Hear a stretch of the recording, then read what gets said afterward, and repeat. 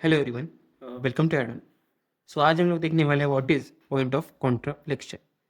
Point of contraflexure का जो basic definition होगा, it is where the bending moment changes its sign and at that point जो point of contraflexure होगा, at that point bending moment जो की value होगी that will be equal to zero. उसके left में उसके right में वो अलग अलग हो सकती है। उसके लेफ्ट में हो सकती है पॉजिटिव और उसके राइट में निगेटिव हो जाए, या उसके लेफ्ट में निगेटिव थी और उसके राइट में पॉजिटिव हो गई। सो बेसिकली जो साइन है वो चेंज हो जाएगा और जो एट दैट पॉइंट जो वैल्यू होगी वो जीरो होगी। That is known as the point of contraflexure. इसको एक एग्जाम्पल की तरह से अगर आप समझोगे तो that will be very easy. तो लेट्स से कि अगर आपके पास एक बीम है where you are two roller support, just to make it easy आप रोलर सपोर्ट ले रहे हैं हम, and this is A, B and C. And B पे आपके पास है at an anticlockwise movement of like it's 1000, और there is a like reaction supports. Reaction जो फोर्सेस हमारे पास है that is total length of the beam is this 2, this is 2, and the like force is 100, and this force is also let us say कि 100, and the downward force acting is 200 let us say, जिससे ये force balance हो जाएंगे। सो ये आपके equilibrium में भी like हो जाएगी। आपको ये लाइक देखना है कि what is the bending moment diagram of this entire beam. So bending moment diagram अगर आपको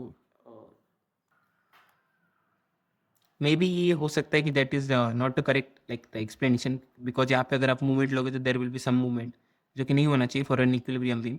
but let us just consider कि दिस इज द बीम। अगर आप इसका बेंडिंग मोमेंट डायग्राम लाइक निकालना चाहो, so it will be something like there will be some bending moment at the initial stage. it should be zero at an ideal like condition, but this is not an ideal condition, so हम ideally देखते हैं कि zero ही होगा let us say, और there is a shear force there। So ये जो है this bending moment will very like linear up to point जो हमारा बी है, this is our point C. और उसके बाद यहाँ पे एक एंटी क्लॉकवाइज मूवमेंट है। सो लेफ्ट में कुछ नहीं होगा एट पॉइंट बी, और अगर आप राइट में बेंडिंग मोमेंट कैलकुलेट करोगे तो क्या होगा, आपको ये एंटी क्लॉकवाइज मूवमेंट उसमें ऐड करना पड़ेगा, या फिर हम बोल सकते हैं कि सबट्रैक्ट करना पड़ेगा, क्योंकि ये निगेटिव डायरेक्शन में होगा। क्योंकि अगर आप लेफ्ट साइड के फोर्सेस कंसिडर करते हो कभी भी, तो आपको लाइक लाइक क्लॉकवाइज को पॉजिटिव करना पड़ता है, एंटी क्लॉकवाइज को नेगेटिव करना पड़ता है बेंडिंग मूवमेंट में।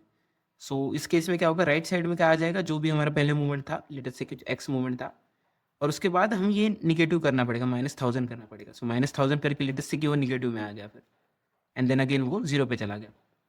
सो do not take this like literally, this example, this is just an example. ये हो सकता है वैल्यूज उसके सही ना हो, या फिर ये बीम हो सकता है इक्विलिब्रियम में भी ना हो। सो लेकिन आपको ये समझना है कि अगर किसी डायग्राम में ऐसा हुआ और जिस पॉइंट पे बी पे आप देख सकते हो कि ये पॉजिटिव से निगेटिव में लाइक बेंडिंग मूवमेंट चला गया, सो इस पॉइंट को हम क्या कहेंगे, पॉइंट ऑफ कॉन्ट्राफ्लेक्शन।